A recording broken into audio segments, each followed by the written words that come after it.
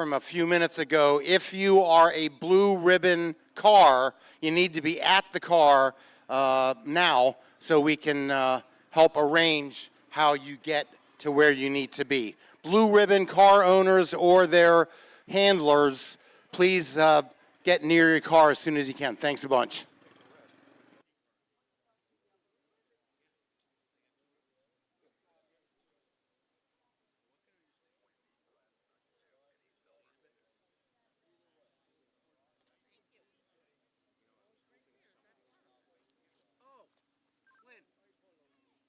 I got a surprise for you guys.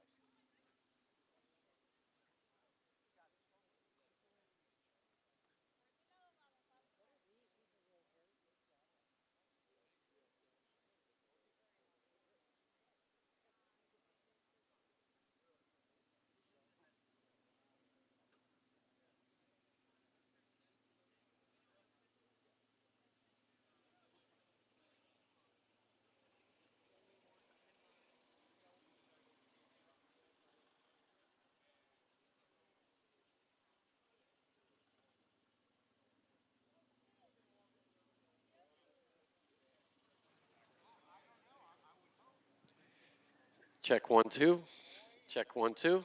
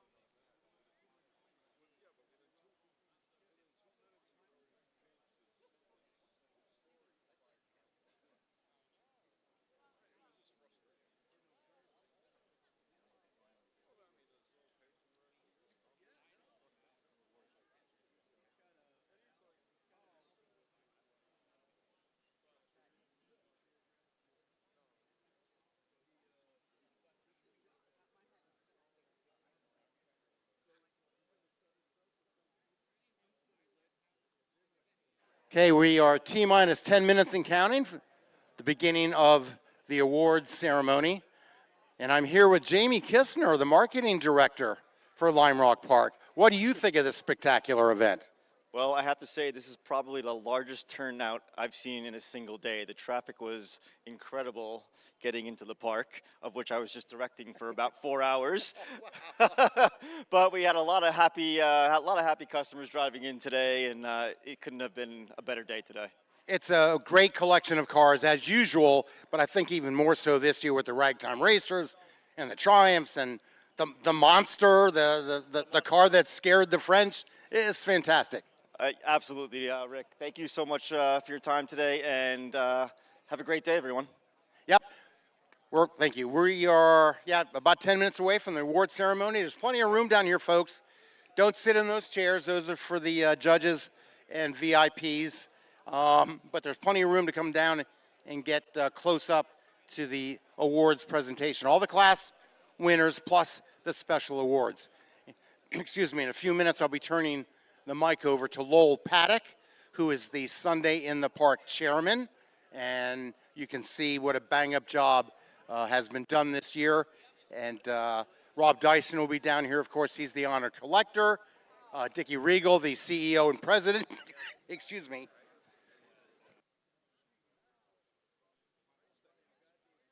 Of Lime Rock Park. Rob Dyson is, no, Rob, I'm just glad to see you here. I was just saying you're going to be down here, I think, for the awards presentation, which begins in about 8 minutes. And I'm just looking for Lowell Paddock, who I will hand off the PA duties to. But so after spending all day here at the Concours, give us your words of the day. Oh, man, it's just terrific, the cars that are out here. And, boy, what a great day to see cars. Boy, oh, boy, if people can't enjoy this, they're in real trouble. Well, they're not car fans. That's exactly right. What a great place. You know, I've been coming here since 1959 when I was 13.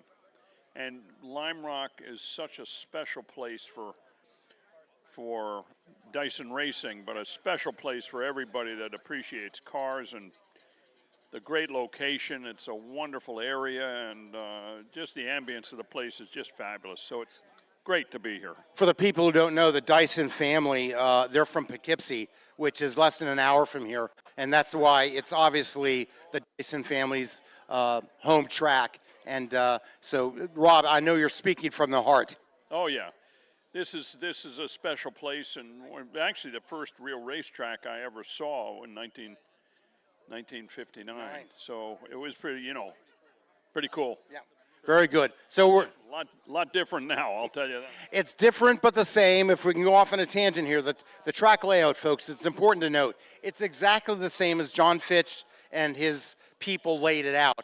There have been improvements, but we still have not added grandstand seating. That'll never happen. And yes, we did add an optional chicane in the uphill, but in terms of the track width, the layout, it's all the same. In fact, it's on the National Registry of Historic Places as a part of that fact. So, but yes, it's different but the same. Terrific. It's a wonderful place. Thank you, Rob Dyson, our honored collector this weekend and especially today at Sunday in the Park Concours.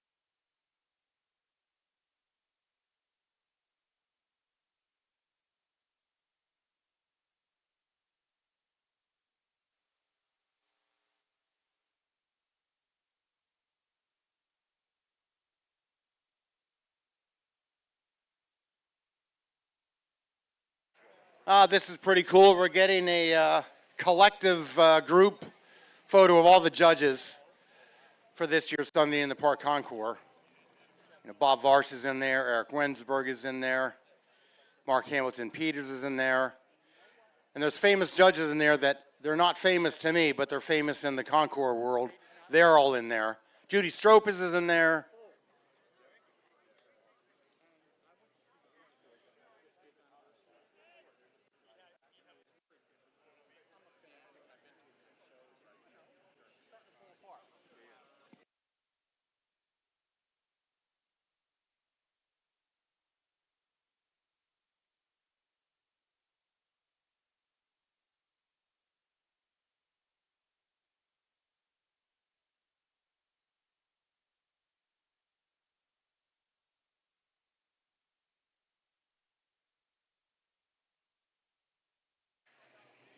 We're just a few minutes away from the awards ceremony. Right now, like I said, we're getting the judges group photo, which is pretty interesting collection of names, faces, talents, skills, knowledge.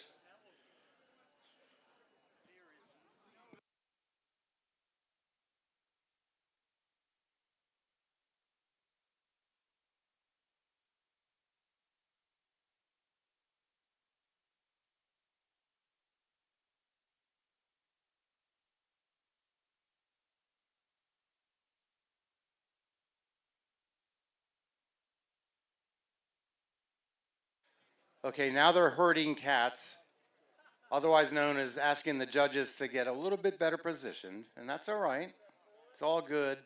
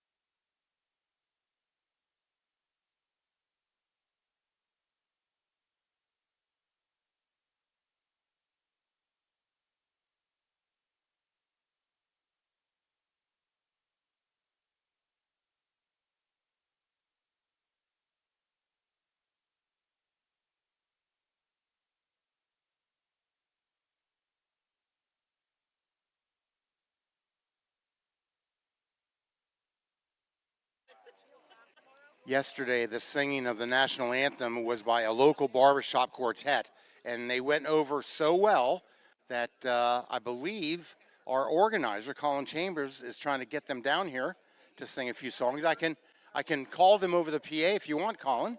They're right here. Oh, okay.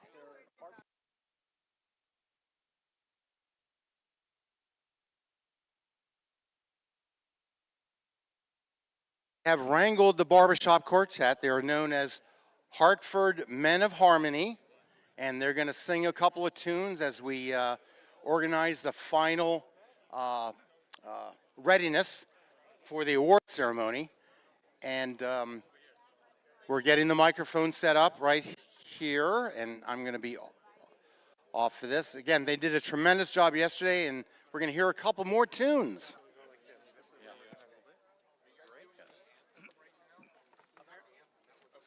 Something else, apparently. We will sing the anthem after that. Yeah, that'd be great. Because it won't ask people to remove their hats. Right. Absolutely. We're going to do. Let me me call you sweetheart first. Okay.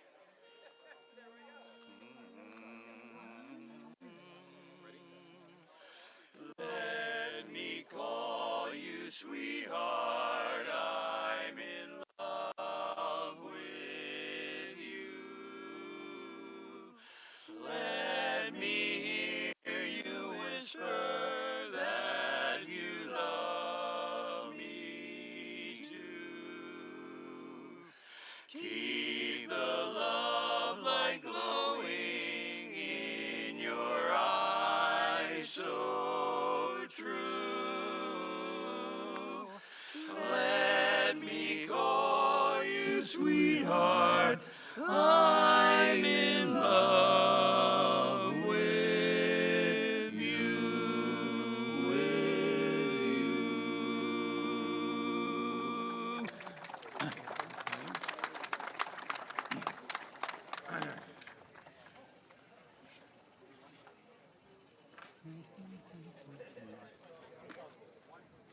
One more and then the anthem. Oh. Okay. My wild Irish rose, the sweetest flower that grows. You may search everywhere, but none can compare with my wild Irish rose. My wild Irish rose, the dearest flower that grows. And someday for my sake she may let me take the bloom from my wild Irish rose. My rose, the bloom from my wild Irish rose. Wild Irish rose. Oh, thanks. We ask those in attendance to rise, those who are able, and gentlemen, remove your hats for the singing of the national anthem. Oh, say, can you see by the dawn's early light what so proudly we hailed at the twilight's last gleaming, whose broad stripes and bright stars through the perilous fight o'er the ramparts we watched were so gallantly streaming, and the rocket's red glare, the bombs bursting in the air, gave proof through the night that our flag was still there. Oh, say does that star-spangled banner yet wave o'er the land of the free and the home of the brave?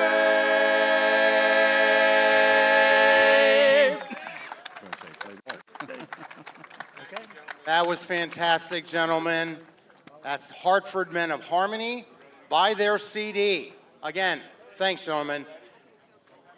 Now to get the ball rolling for the award ceremony, I'm going to throw the PA system to our president and CEO, Dickie Regal. Rick, thank you very much, and what a spectacular day at Rock Park. Thank you, thank you, thank you to the thousands and thousands of fans, all our participants, everybody who is here, the Gathering of the Marks, Sunday in the Park, our Concord Elegance. Thank you so much for being here today and bringing this beautiful weather with you. I do want to say a quick apology to those of you that got stuck in the traffic coming in today. I wish it could be a little bit better. We have small roads here. It's part of what makes this corner of Connecticut so special. And I just want to say thank you to all of you for your patience as you got here with the thousands of other people that wanted to come out here on this beautiful day as well. Lime Rock Park is special because of all of you. It's the people, all about the people here, and you have turned out today to make Lime Rock Park so beautiful, and more proud. As I said, it's all about the people, and I want to introduce a very, very special person who is here to help us with the awards ceremony. He's right here. It's none other than Sam Posey himself.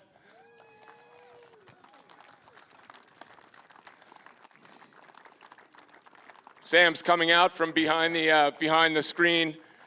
For those of you who have not seen, next to the Skip Barber Tower, last year, 2024, was the year of Skip Barber, and he was the inaugural winner of the Legend of Lime Rock placard that will always commemorate him. It is our local Hall of Fame, if you will. And we were so pleased to award 2 more Legends of Lime Rock placards to induct Sam Posey as one of those, and John Fitch. You can all take a look at those placards. They're right here next to the Skip Barber Tower, and they will forever be there to memorialize these people that make Lime Rock Park what it is. So, Sam, thank you very much again for being here. Thank you, Ellen, for being here. You're always here.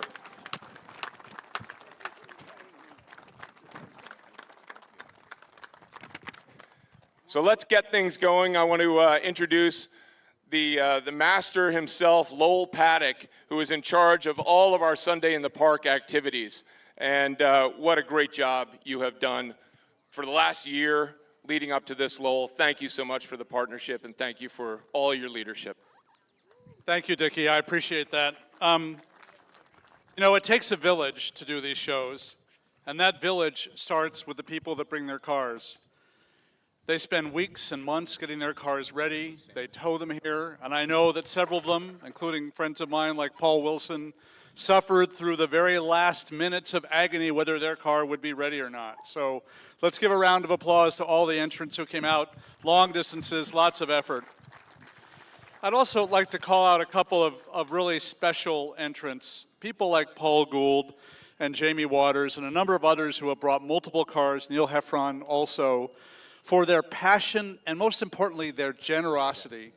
Those of you know that people like Paul and Jamie, they're passionate about their cars and they love to share them. They're not garage queens. They're not held in a warehouse somewhere. But I can't tell you how many times people like Paul and Jamie have said, tell me what you need, I'll be there to help you. So a round of applause for all the folks that go to that effort. Thank you. This has been quite a complicated weekend, as many of you know, especially the people that help organize it. We have a number of special displays here. I'd like to call out, please, Rob Dyson, who is our Grand Marshal, for not only his historical contribution to motorsports, but his specific contribution to this event, and also from his crew that's worked so hard to get everything out.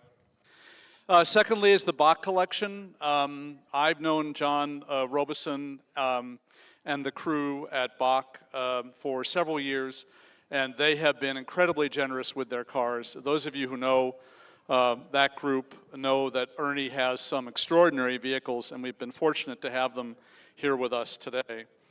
I'd also like to call out the Ragtime Racers, and those of you who had a chance to see the cars, those of you that had a chance to see them in action yesterday, and for those very special few, like Dickie, who were able to ride in them, and I think there may still be some openings tomorrow. What a fabulous opportunity to see these cars, and we're so thankful for them for being here. Likewise, our visitors from California, from the West Coast, the Del Monte Racers, you'll see down here parked on the pit lane. The Del Monte race is very famous in Northern California. They've traveled all that way for us, and it's really been a blast to have them here together with our Northeast racers, and our job next year is to send them back over, some of our people back over to the West Coast. And also the Formula Juniors, you know, always a very active class here. You'll see a lot of them on the main straight. They're terrific cars. They really were a stepping stone into Formula One, driven by some of the most important drivers in the world. We had a number of special guests this weekend, including Bob Varsha, a voice you may recognize, and also David Hobbs is here with us, so we're very privileged to have that. And finally, I'd like to thank the Lime Rock staff. It does take a village to run a show like this inside of this village. It's a huge amount of work, lots of early mornings, late nights, so please, a round of applause for the Lime Rock staff. I'd also like to personally thank my chief judge, Bill Scheffler, and Frank Taylor, who do so much work behind the scenes to make this happen. And someone new this year, Jim and Wendy Petty and their class hosts have been a huge addition to this event, and we'll see their handiwork in a few minutes. So with that, I'd like to introduce our two hosts, our two special guests, Brad Price and Tom Cotter. You know, Brad Phillips is stepping in for Brad Bradley Phillips, Price. sorry. Only known you 100 years. That's pretty good. Tom and I are excited to be here. This is absolutely fantastic. I don't know, do you want to claim the weather? Do I get to do that? What do we think? Well, I've been a judge here enough times when it was pouring rain. This is the best weather I can remember in 25 years. Jeez. I used to wear one of those blue blazers. Those days are gone. What we hope everybody had a chance to see today was how hard the judges worked on this field. I believe it was just under 200 cars that had to be judged. You may have walked around and seen that there were some red ribbons on many of the cars. Those were the Star of the Rock Award. And it's not second place. It's an incredible award of distinction. But what you're going to see right here in every class are the best winners of each of those classes. So right now, and this is going to be fun too, because we're presenting this in a way that they'll roll up, Tom and I will figure out what car it is, and then we'll go to the thing and we'll tell you about it. How about that? I like it. Yeah, why not? It's going to be great. This is the Young Timers with Old Timers class.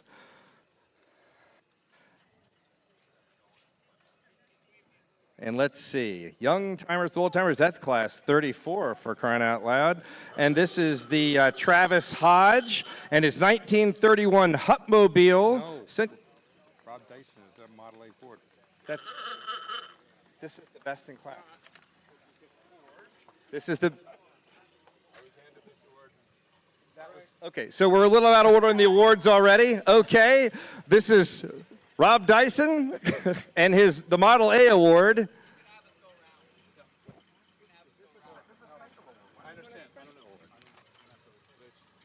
All right, that's a special award, everybody. Yeah, come back around. We're just going to do a hot lap. Typical racer. Rob gets here before everybody else. That was the Grand Marshal Award, everyone, and we called it the Dyson Drive Up, and it was very exciting. We're very happy to see the Model A come by. Tom, is this the level of professionalism that you think the crowd's looking for? Well, you know, this is what Northeast racing and sports cars is all about. You make a little mistake and nobody knows it. They don't know it all. You know, they're just kind of running up here. It's going to be fantastic. So while right now we're going to get another car that's going to come up before us, that was fantastic. What we think this is going to be is the Best in Class Award, and we're going to look down the line there. Let's all make sure everybody knows how many people own more than 5 of Tom Cotter's books. Cobra in the Barn, Hemi in the Barn, you name it. They're absolutely fantastic. Known as the Barn Find Hunter. So if you've ever seen anything on YouTube, there's Tom. Super exciting to have you here with us today. All right, I think I see something coming up. That's a motorcycle, I think, isn't it? Are we, I think that's a motorcycle with a sidecar. I'm going to be honest with you. He's just cruising. Now we're kind of doing a parade. We're going to do a parade lap of every car around. It's going to be great. That is a sidecar equipped motorcycle. Yeah, Tom, do you want to take a minute and talk about your Cobra tours? If you saw the 289 Cobras we have here, we've been touring for a week and a half around New England with real Cobras, driving on real roads, eating lots of lobster up in Maine, going out to Moosehead Lake and staying at a house that Dan Gurney used to own. How do you like that? And we all came down here, toured a collect. We went to the parade on Thursday, toured a collection on Friday. We're part of the racing scene yesterday, and now we're the concourse scene today. It's been a spectacular week and a half. As Carol Shelby told me, I didn't build no damn trailer queens. I wanted these cars to be driven. So we do our best. All right, now we have Travis Hodge, best in class in the Young Timers with Old Timers group, 1931 Hupmobile Century 8. This was a really cool class because the general direction of it is you've got a young person driving an old-timer car, and we really try to celebrate this in the hobby. People say kids don't like old vintage vehicles. We're proving them wrong here. This is just another fantastic example of that. We absolutely love this Hupmobile. Look at that beautiful brass. Really, really great car. You know, I'm involved with McPherson College out in Kansas, and so many students come in on their first year and they want to build rat rods or they want to build street rods when they graduate, and they fall in love with brass era cars, and what they want to do on graduation is restore brass cars. Like, I just love it. It seems like Franklin's are the most popular car for students who are enrolled at McPherson College. I've always liked Franklin's. Air-cooled engines. Thought it'd be nice to have a bookend of an air-cooled Franklin and an air-cooled 911. I thought that'd make kind of a neat part of a collection. That would be good, yeah. I bet somebody here has that. I would imagine so. All right, next up, we're going to have another car, another mystery vehicle coming up before us in our best in class. I spent most of my morning in a golf cart, racing all over the place. Tom, did you actually have a chance to look at every car in detail?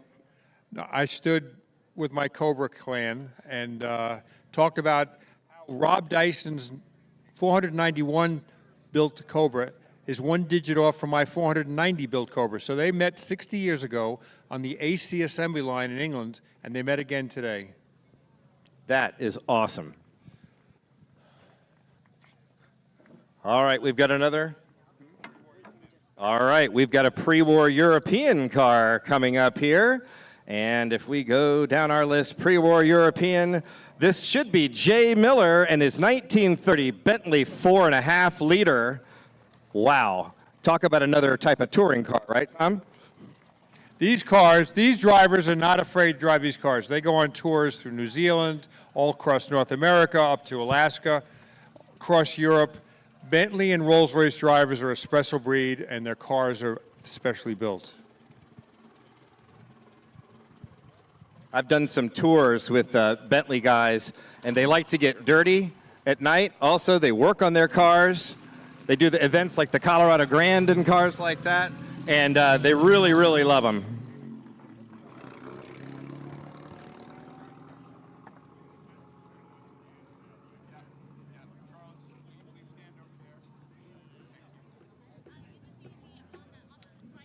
All right, I see another one coming up. That's Rob again. This is Rob Dyson. This is Rob Dyson again. Taking a second lap. It's like he's on the.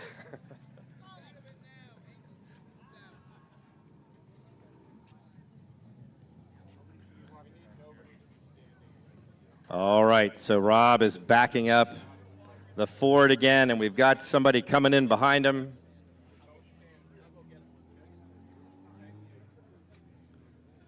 Pull next to the Rolls-Royces. Oh, I think that's the Alpha. I know all about that Alpha. Do you really? Okay, so let's see. So that's So this should be Spirit of the Roadster. I'm going to go ahead and boldly call that because that's a 48 Alfa Romeo 6C 2500 owned by Paul Wilson, and that is a hell of a car. What do you think? Tom, you know that one well. I know Paul and that car well. Paul is a retired English professor, University of Virginia, and he said, you know, if a bunch of guys in Italy can take 2 rocks and a bag of sand to make a body of a car, I think I can too. So Paul bought a really ratted out, actually 3 Alfa Romeos, threw the bodies away because they were rotted, and built his own bodies. So he's got a coupe, he's got this Roadster, and he's also building another car now. These are made out of metal. They're not fiberglass. They're made the old-fashioned way. And he sweats the details. He makes his own grills. He makes his own fenders. He might go to the junkyard to get a door mechanism or a rear C-pillar. Paul's an amazing man, and he proves that you can build your own body if you put your mind to it.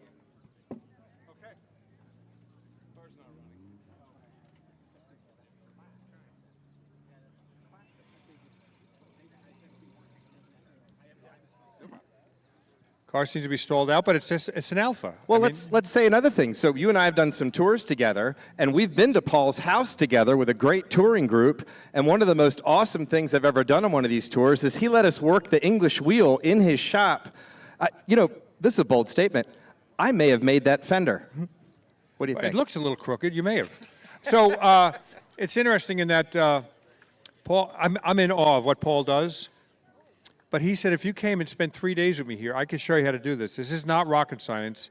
It's pretty basic. And once you get over that fear factor, you can do it. So, you know, there's a lesson there somewhere. I was really surprised. You're exactly right. When you're beating this metal and you're shrinking it and you're moving it across, it just works in a way that you really don't think a piece of metal is ever going to be able to do. And people have been doing it for hundreds of years now. It's fantastic. You can shrink it. You can stretch it. Compound curves. And we're running again. They put ethanol in the fuel around here? I don't know. But see, Paul built the body, but Alphabet built the engine, so he takes no responsibility for that. We're going to need a gator.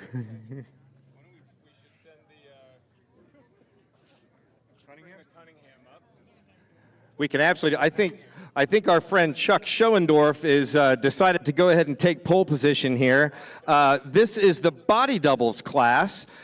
Chuck, this is has his 1952 Cunningham C4RK.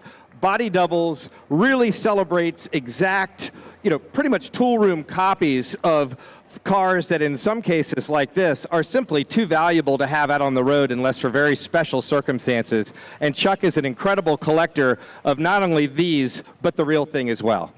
As a Cunningham owner, I'm in awe of what Chuck has done here. He built this with the full authority of Miles Collier, who owns the original C4RK. They figured that it was painted on a humid day in 1952, and the paint is chipping off. So Miles said, this car will never leave this conditioned building again. It's heated, it's air conditioned, it's going to stay. So he allowed Chuck to digitize the body and build an exact replica.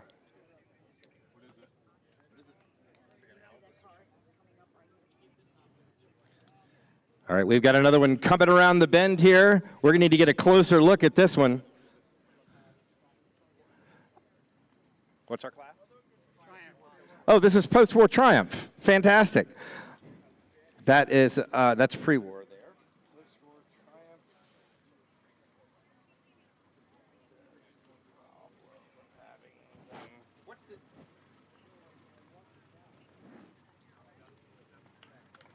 I hope everybody noticed these fantastic Triumphs, not only around here, but on the racetrack as well. Post-war American. What? I don't even... Post-war American? Yeah. Post-war American? Yeah.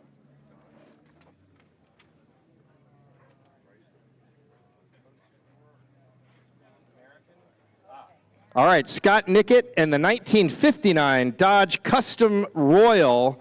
This is the post-war American class, and this is your best-in-class winner.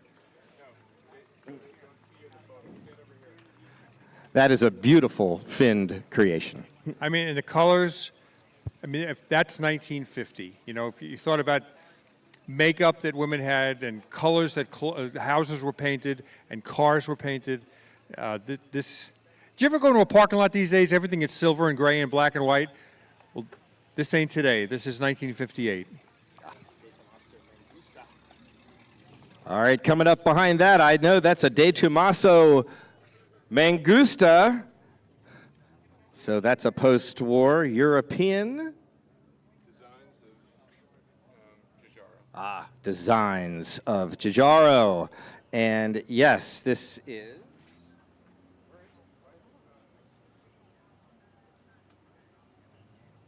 So this was the older brother of the Pantera, and you can see the similar styling of it.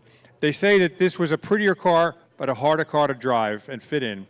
Pantera is a little more upright, and you can drive it more easily. These have a 302 cubic inch engine. I think the Panteras had a 351. These are one of my favorites, the way the rear hatch is open, kind of flips up Batwing style. I've always really loved these cars. Those fat tires. Ferrari 250. Oh, yeah. Ferrari V12 coupes. Narrowly beat my 330. All right, we've got a crowd favorite here, Ferrari V12. This is absolutely unbelievable.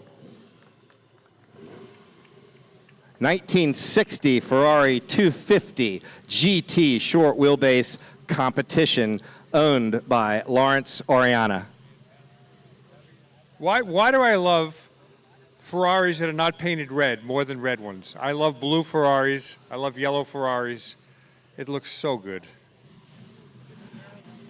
Larry, obviously a very prolific collector and a great friend of Lime Rock, has brought cars here for many, many years, and every one of them better than the last. Absolutely incredible. What do we have here? Might be a Morgan? I believe we're talking to David Darby with his 1970 Morgan Plus 8. This should be post-war European open cars. I think Morgans are really friendly. Yeah, they are. And you know what? I went to the Morgan factory once. I went to the Aston Martin factory, and they were all it's quiet, very straight-laced. And I went that afternoon to the Morgan factory, and a bunch of hippies. You know, they're all happy, and there's girly posters on the walls. A whole different environment, and you could just tell by the way it looks. It was made by a funky group of people. There's a stand out here, one of the sponsors, the Morgan Motor Company, that's actually bringing the mark back, and they're importing some cars to the States now. Their Plus 4 and their Plus 3 are really, really cool cars. Yeah. It's challenging. Yep. This one here. Here we goes our Chrysler Hemi Evolution class. Robert and Joan Conca in a 1970 Dodge Challenger RT. I was in high school in 1970, and I had a Volkswagen Beetle that needed a battery. But I had guys in the parking lot after school that would have these cars brand new. So, oh, man, I would have been so popular. It's not the Evo 2. The Evo 2 is a special. Who's that BMW? 318, 320, M3 maybe? M3. Yeah, there we go. All right, this is actually a really exciting class for us. This was BMW 3 Series anniversary. Look, I graduated high school about when this car came out new, and anybody who's an enthusiast has either wanted one or owned a 3 Series BMW. And this is really where it hits home for me in these E30 cars. This M3 was incredibly high revving, very exciting. We really appreciate Michael Serpe for bringing his 88 BMW M3. And what do you think, Tom? You've spent some time in these. So Mike Joy, when he was general manager of this track, invited me up here for the weekend for this event in 1989, and he gave me one of those cars to use for the weekend. Spectacular. Speedster. All right, so here we go. We've got Porsche 356. This is very special, and the owner is very special as well. This is Stephen Harris in his 1959 Porsche 356 Carrera GT Speedster. This has the motor you want, the suspension you want. This is probably one of the most ultimate collector speedsters that you could ever want to have. Yeah, I mean, this is a... You know what I mean? And look, Stephen Harris is one of the great nuts because he'll ride. We do a lot of tours together, and he really moves it on out. All right, I think now we've got a barn find and preservation car. Ooh, Looks like a Jaguar to me here. And let's go to the barn find class. Yep, we've got Dean Passanese, 1954 Jaguar XK120M. So the engine in that's got a little bit more squeeze. It's got a little bit better cam. It's got some stiffer roll bars under it, if I do recall correctly. But does that look like a barn find car you've written about in your books? I don't see any chickens on that one. It must have been a very friendly barn. The cars I find are coated with mouse urine. So that looks like a real nice car. All right. Here's some more poster car action for everybody. This is the supercar class. Right-hand drive.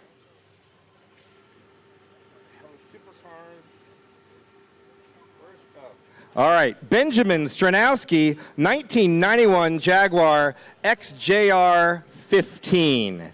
So this was about as close to a race car as you could buy on the street from Jaguar. Yeah, an amazing rear-engine Jaguar. The first time they tried that, street car, just wonderful.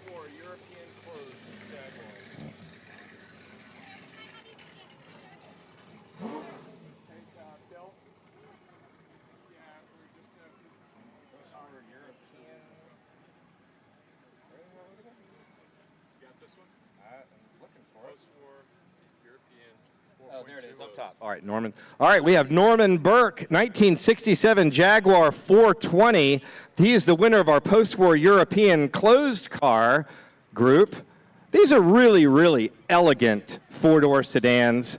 They're basically Jaguar E-Type drivelines in them. You could get these with a four-speed, too. This was kind of, to me, one of the first sports sedans, really. It was, and, they raced these cars back in the day in the saloon class. Winton, maybe? We know what that is? Pre-war American. Winton, yeah. Yeah, here we go. Yep, and here we go. This is our winner of our pre-war American class, Shenton King in his 1900 Winton. What an absolutely fantastic car. This has been restored every nut and bolt and is absolutely amazing. You really rarely ever see a Winton. This is one of those fantastic cars lost to time. Congratulations on the restoration and the win. That is absolutely epic. You're losing your papers over there. Yeah. Yep. Yeah, isn't that awesome? It looks too good to be true. Another great touring car. Some of these big cars, even 1900 through 1910, a car like that can go 70 miles an hour. I mean, it's really, really amazing. A huge displacement four-cylinder. All right, next up, we have Ed and Rita Koch in a 1953 Nash Healey Roadster. This is the early post-war American sports cars class, and a very, very well-deserved. And this has a lot of race history, Tom. Yeah, I mean, they won Sebring. There was a very famous collector in California named Jacques Hargindigay. His name was Frenchie. Frenchie had built best-of-show Pebble Beach cars, Delahaye with Talbot Lagos. He said the best car ever built was a Nash Healey.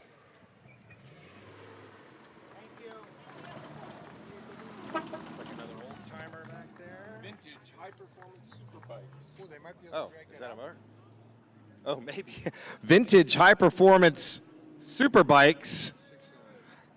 Oh, I like this one here. Let's see, vintage high-performance super bike. Yes, this is Dennis Huntley, 1982 Honda CB900F Super Sport. Oh, it's a Benelli. Well, that's the wrong. Okay. Okay. All right, well, what we have here is a Benelli, so he's either got two bikes or we've got a misprint here. But let's just say congratulations on your first place in your Benelli 750, and that is a six-cylinder super bike, one of the first ones. I remember reading about that, and it's incredibly well-balanced and tuned to perfection. And now we're going to take a small break to tow in the Alpha, and the next will be Spirit.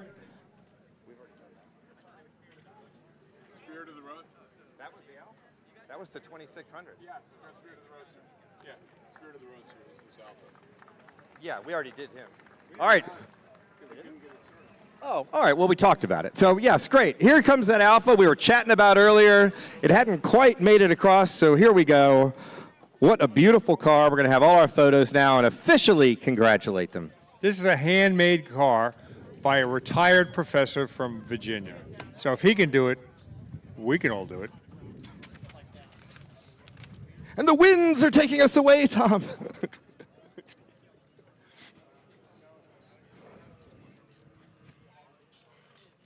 This gives us a chance to look longingly at it from very close. Yeah,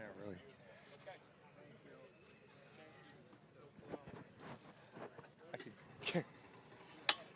Pulling it, you'll notice the golf cart has got Krager SS reproduction wheels. It's got a green paint, kind of a British racing green, and a homemade diamond plate trunk. Bespoke, they call it. All right, one of the first, our Veely here, I am going to go out. Really? I found the Benelli. You found the Benelli. Yeah, well, that was another one. We have two. We had two from the vintage superbike class there. All right, so.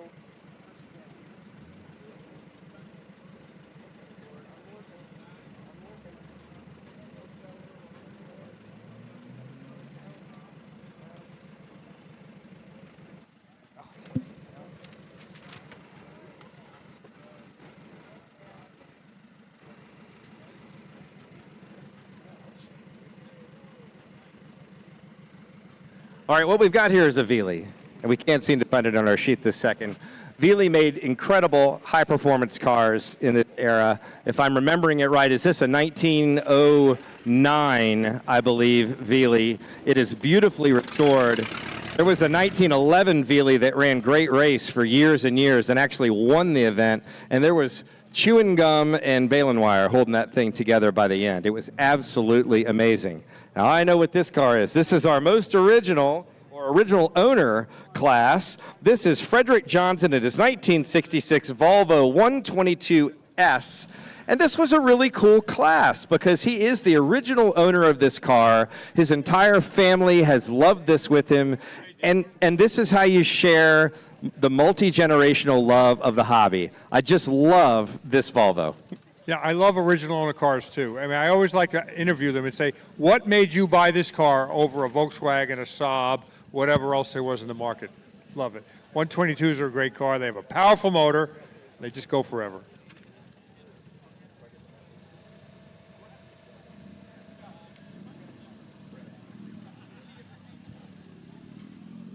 I'm honored to give this award, and in the name of the Hometown Foundation. The Hometown Foundation just had their big show last week.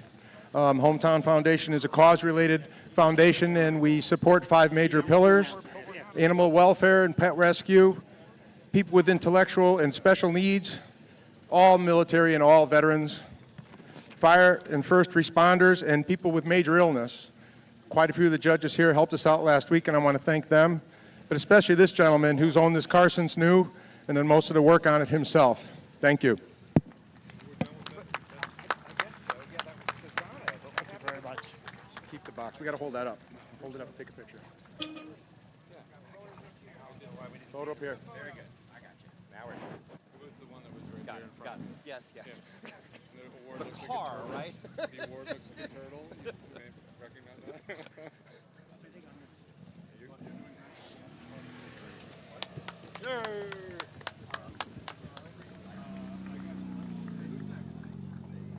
I don't know what car. So this is the 166. Ferrari 166 Sports Car Market Award. Yes. All right. All right. This is great. Now, we are in the thick of our special awards, and this is the Sports Car Market Award. Our friend Keith Martin and his fantastic publication. Many of us have been scribers for a very long time. This is the 1950 Ferrari 166 MM owned by Mitch Eitel. You know, this is when Ferrari was only interested in racing, wanted to build engines and chassis, and let other people build the body. Well, Vignali built a beautiful body. That's not next. What's that? That may be the Kissel Gold Bug, I hope. The Greenwich Concours Award. Boy, that's look at a golf bag. That's the Kissel Greenwich Concours Award? All right. Up next, we have our Greenwich Concours Award. This is fantastic. Lowell Paddock will be giving it for the beautiful 1926 Kissel Gold Bug owned by Andrew Bennison.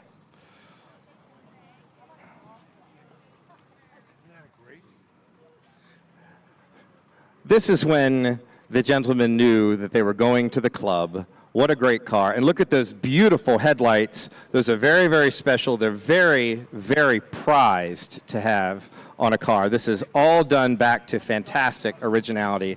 Look at fantastic rumble seat. Woods lights. Woods lights. Another M3.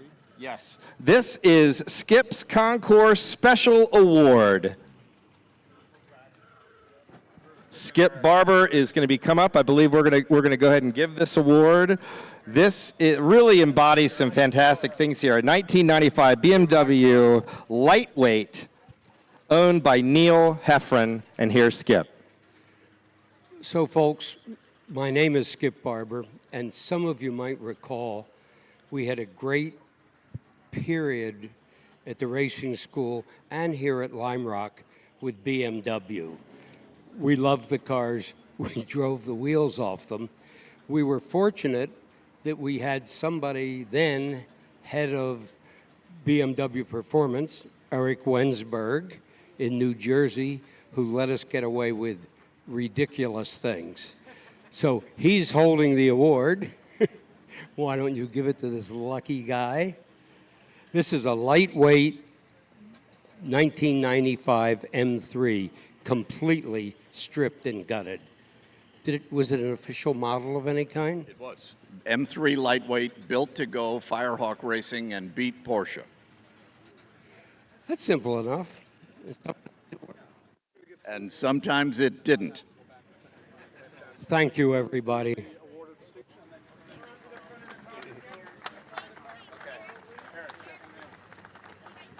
Come around to the front of the car for a photo. Sure. So this is also the yeah, but this is also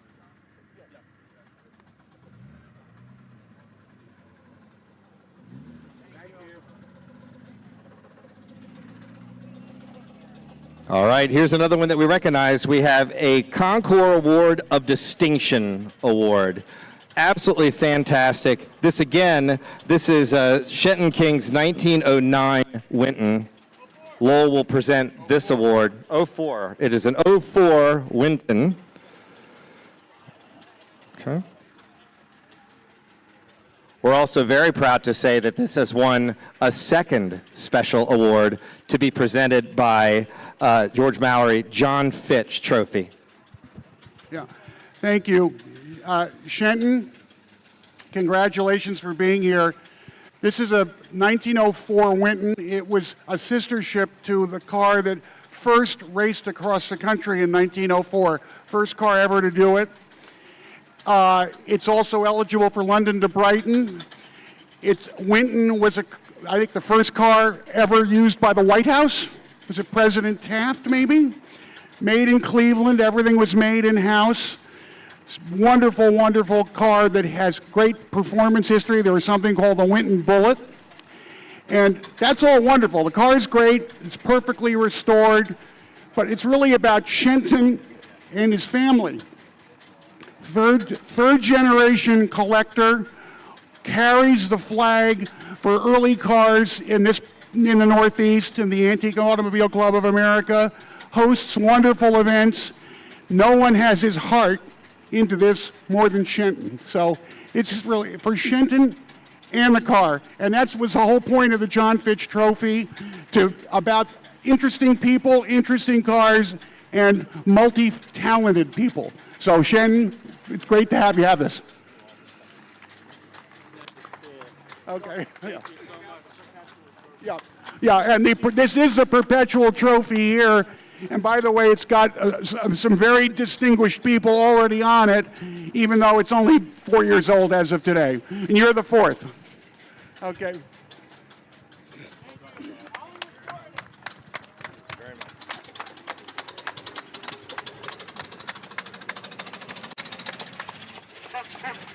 All right, coming up right behind us, our second Concours Award of Distinction. This is Mitch and Wendy Gross, 1925 Bamford Aston Martin. This is an original Grand Prix car. It has been restored. It is absolutely incredible. This has been run at Brooklands. It's been run all over the world and retired in one race. I mean, you've got all this all the way out. And he's even running at the Bonneville Salt Flats. Look at that. British Grand Prix, Easton, Azani, just Brooklands, Bonneville Salt Flats. Man. Jamie, stand with the car and look at this photo. The second bike next. Well, what's the first one?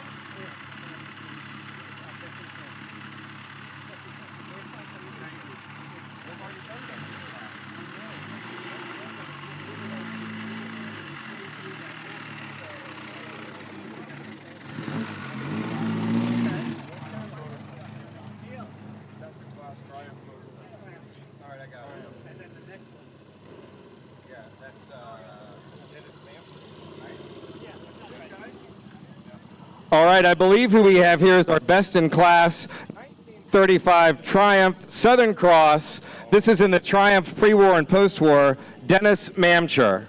They need a 35. Well, we got Triumph here.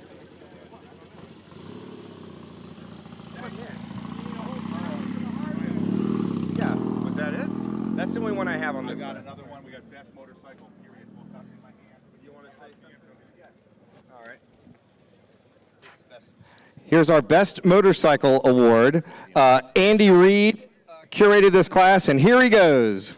This is a BMW R90S, and it was in the Superbike class. And the BMW R90S invented the Superbike class. People will differ with this. They also won the first Superbike race there ever was and the first Superbike championship. This is a 12,000 mile original bike that he's had for 20 years, and he still rides. Everything is original except for these two mirrors. It's an extraordinary example of an icon. To frame this up, this is basically the BMW's motorcycle version of a 73 Carrera RS. It's that important. Thank you so much, and congratulations.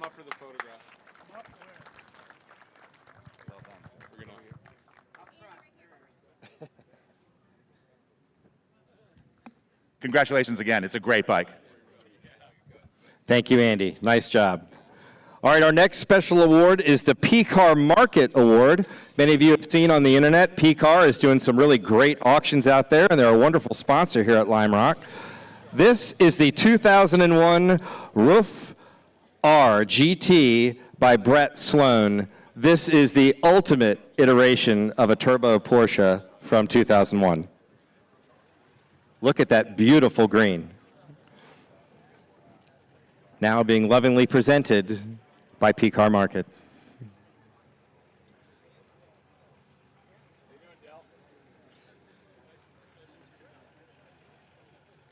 Even in stock form, you could get 450 horsepower easy out of these turbos. And I believe the way these are juiced up, they're well over 550, almost 600 horsepower. And like that dark blue Ferrari, it's nice to see a Porsche in an odd color. I love green. I'm starting to see green on a lot of cars these days, and it's starting to really, really resonate with me. I just love it. All right, so here we go. This is going to be our NBT Bank Award, and another fantastic sponsor. This is the 1947 Town & Country, owned by Paul Storch. Wow, you know a little bit about Woodies, don't you? You know, I've had a Woody since 1969. It's a wagon, not a sedan, but this is absolutely spectacular. I'm sure the wood is all new, but can you imagine trying to create the curves in that wood on your, on your home, jigsaw? It's like, it's fabulous. I feel like there'd be a lot of steam involved in getting that to work the right way, right? Well, yeah, steam. Your wife would be steaming because you're late for dinner again. I'm never home. Autodromo Award. Is Bradley here? Yep, Bradley Price. All right, next up, we've got our Autodromo Award. Bradley Price, great friend of the track. I'm wearing one of your wristbands, and I got a hat on. Yeah. I think we're all a fan of your watches, and your watches are fantastic awards here today that you've created. So we love it. You have chosen the 1980 BMW N1, owned by Neil Heffron. You may now present the award. So I was lucky enough to have BMW as a client about 25 years ago, and I was able to drive an M1 on and around Road America. What a spectacular car. The engine is just so strong it pulls like a bear.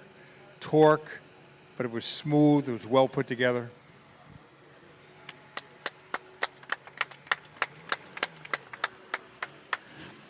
And an icon I don't think they've ever replaced. I don't think anything has ever been as slick as that, and BMW's made a lot of really great stuff.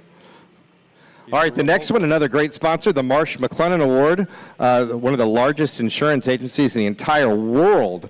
And what they have got is a 1973 ISO Revolta GT, and it is owned by Herb Williamson. I love ISOs. These things are Italian styling, they're Corvette powered. What's not to like? What's not to like? An Italian body with an American drivetrain. It's the ultimate hot rod.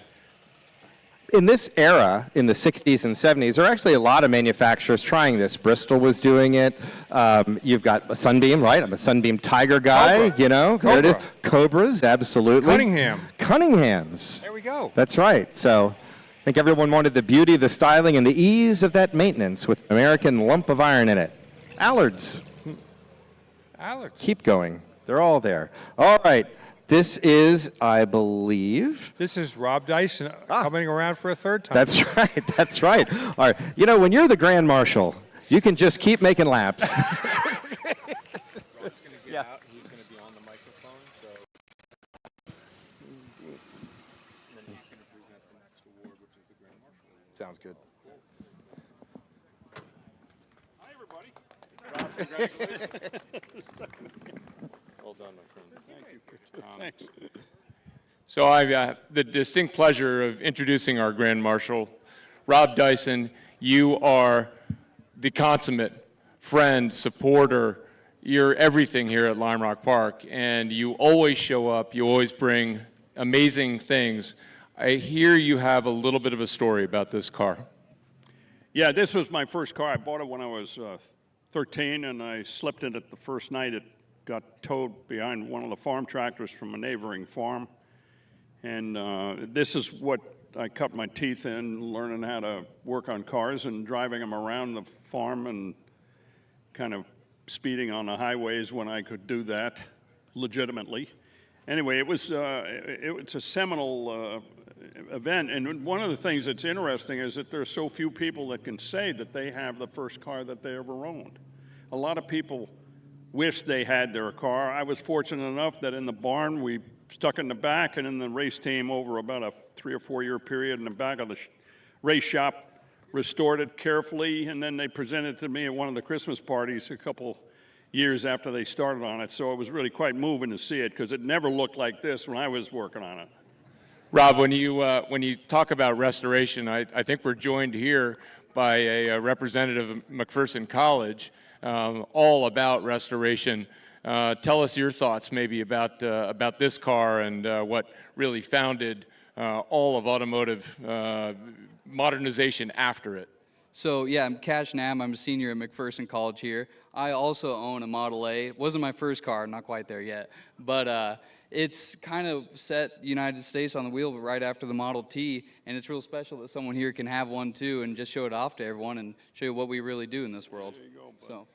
Tell everybody here just a little bit more about McPherson College, because it's such a special place and it represents the future of this passion of all of ours. So yeah, McPherson College is a small college in Kansas, middle of nowhere, and we're the only college that has a bachelor's degree in automotive restoration. And so students go through, we learn all the classes from engines, trim work, the whole kit and caboodle, and they send us off on internships, and that's how I got to this position here, and we're putting people into the industry that we need. So. Fantastic. How about a round of applause for all the students at McPherson College? Rob, thank you again for everything you have done. What's been the highlight of your weekend so far here at Lime Rock Park? Coming to Lime Rock. I mean, this has been an important, I was here, the first time I came here was 1959. And for the 4th of July race there, which was a big deal then, and it still is now. It's just wonderful to be here. It's been an important part of my automotive and racing life. We've run a lot of races here. We've won a bunch of them. And it's just an honor to be a part of this. And I can't tell you how honored I am that I'm a Grand Marshal. I mean, this is really a big deal. It's turned out to be a bigger deal than I thought it would be when I showed up. And I just want to thank everybody who's come by the cars and said hello and all that, because without all the fans and all the people that are appreciating all these cars, well, you know, people wouldn't know who Rob Dyson was or even knew who Lime Rock was. So it's just great for everybody, for all of us to join in the fun and be a part of it. And I'm so honored to be able to say that I was a Grand Marshal. Ladies and gentlemen, the one and only Rob Dyson. Thank you so much. Now, Rob, you're not going to go anywhere, because we're going to make another special award that is your award, the Grand Marshal Award, and I believe it's coming out here. and I believe the car is being towed up. I'm going to hand it back over to our announcers.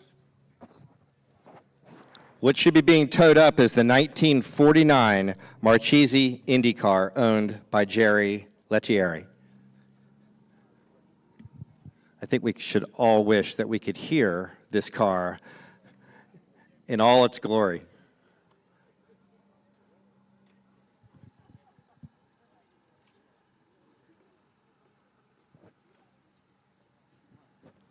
This was from a very dangerous era in IndyCar racing. Indeed. I mean, if you look at how high his head is compared to the roll bar, it's not a good ratio. That's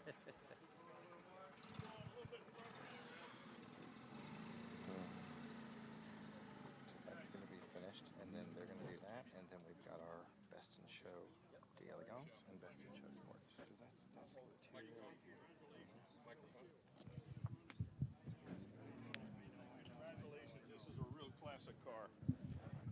Tell us a little bit about the car. I'll tell you a quick Lime Rock story about this car. 10 years ago, I had this car here. John Morton was the featured driver, and he called me over and he says, I want to talk to you about the car, and he looked at it, and this was like a little kid looking at something that you remembered when you were a kid. He said, I remember seeing that car win a race in Milwaukee when I was 10 years old. And I met John and talked to him after, and it looked just like this, but you know, I'm sure a bunch of us have those kid memories, and I hope a lot of kids have them today, because I think there's some great stuff here, and this has been a super event. And I'll be back next year with maybe something else that probably doesn't run, but maybe you'll like to look at it. Thanks. We're going to have Cash work on this. Congratulations. It's a wonderful piece of state-of-the-art in 1930 to 1950. Oh, it's a beautiful car. Congratulations. Guys, just have a look over here.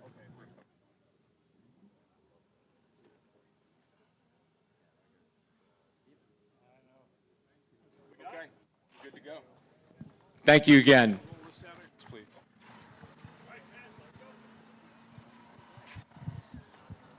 Somebody else have the other microphone? So this is the Lele that again was, yeah. This is the Honor Collector Award, right? Give Skip the mic. I will. Coming up is the Honored Collector Award. Yeah, Honored Collector. Is somebody going to present this? Is he supposed to talk?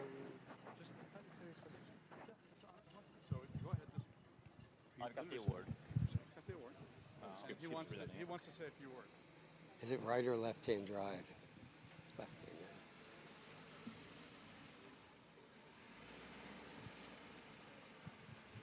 Hey folks, Skip Barber back again. It's because I really like this car. This is the Honored Collector Award. So what's the car? This is a 1972 Iso Lele. The owner of this car, Ernie Bach Jr., Right. has long believed in supporting things he loves, which in this case are music and cars. Ernie wants to do best-in-class restoration work on cars anyone could love, but they're just unappreciated. You know, everybody does a Mira. Nobody does an Iso Lele. And Right. Ernie's mission here is to bring cars like this that nobody sees out into view and to do them beautifully. We have 7 of them here this weekend, don't we? I know we do, and it is a really cool thing. Yeah. And you know, something I'd like to say to the people here, we were just talking about McPherson College and teaching the future of restoration, and collectors, Ernie Bach being a really important example of this. Ernie has entrusted me, I guess, with helping to put together this collection, and he would be here if he could. He's you know, taking his daughter off right now on the next step in her life, and so family's kind of more than this. But you know, Ernie has supported, you know, us in all of this work, and I, in turn, have turned to Ray Millette here from Infield Auto Restoration, and we have probably assembled a team now of 100 craft people all over the northeastern United States to build this stuff. And that kind of teamwork, folks, that is the future of this hobby, because none of us can do it alone. And that's really, really important. And Ernie makes it possible. Thank him, thank you, and have a great time taking this home. So, yeah, I thank you all. And, thank you. And Ernie, this is your award. You get to see this. So thanks so much to all of you. Thank you. Just have a quick photo. Yep.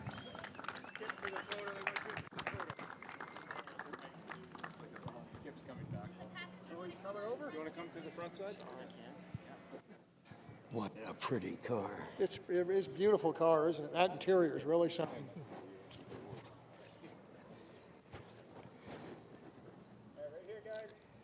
All right. Folks. Thank you again. Congratulations.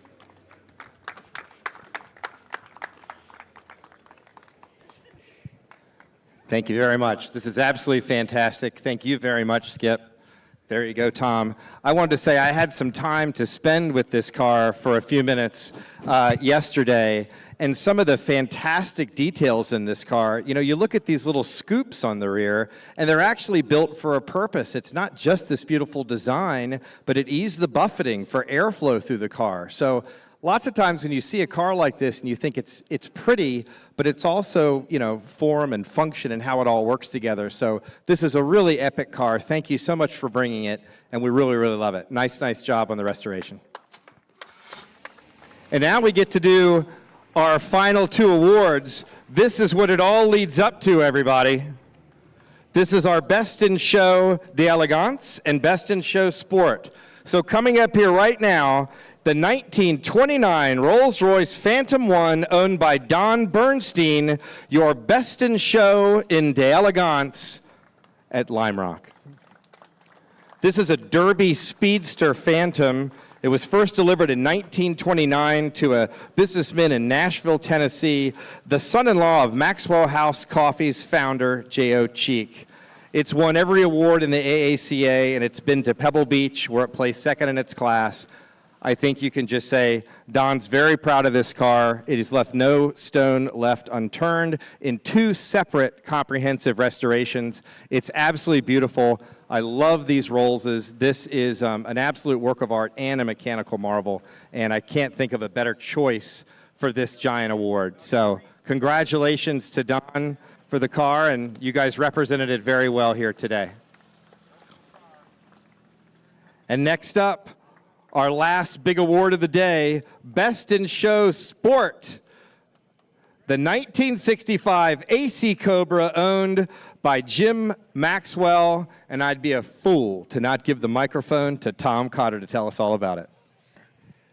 Well, when they started, the judges started to come around asking questions. They went around to other groups asking questions, came back to me, asked more questions.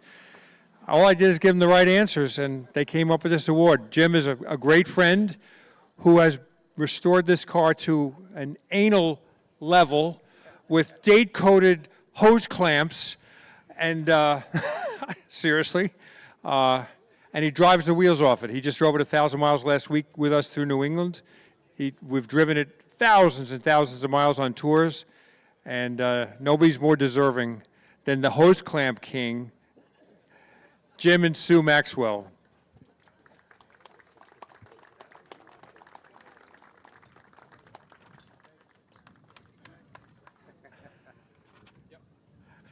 And again, the two Best in Show winners each received a handmade Autodromo watch by Bradley Price. Wow. Absolutely What? fantastic. He's a Really? He's a craftsman. Absolutely. You don't own one? I can't afford that stuff. All right, well, we're sitting here in front of our Best in Show. We're going to leave it here so everybody can take pictures of it. I don't know if we're going to bring the other car back down. I think that'd be a fantastic. He said, don't worry about it. We've had a really great time here today. I hope everyone had a wonderful time here at our awards ceremony, as well as watching all the racing. And we really didn't even get into the incredible array of cars all around the track. So I hope we've all had the chance to see all the club cars and other cars that are here for us today, many of which could have easily been a part of our concours here. So Tom Cotter, much appreciated for the color. Appreciate you very much. Thank you for having here. Giant friend of Lime Rock. I love this place. It's the best weekend of my year. And if I don't know the answer, I do like I do on my program. I just lie.